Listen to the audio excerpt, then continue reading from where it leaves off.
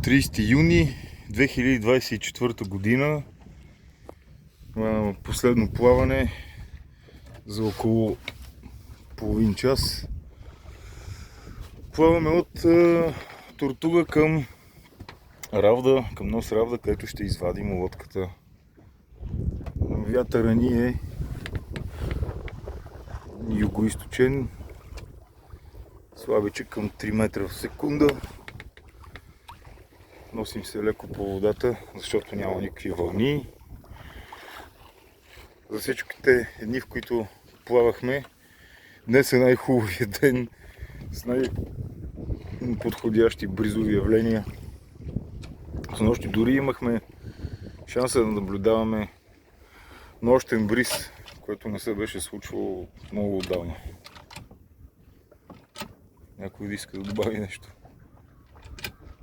За първи път от 5 дена трябва да плаваме на юг и за първи път имаме югоизточен вятър. Цяла седмица само север.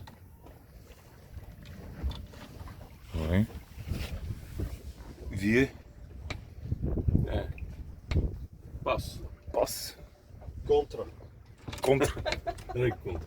Ами вие? Чао! Чао!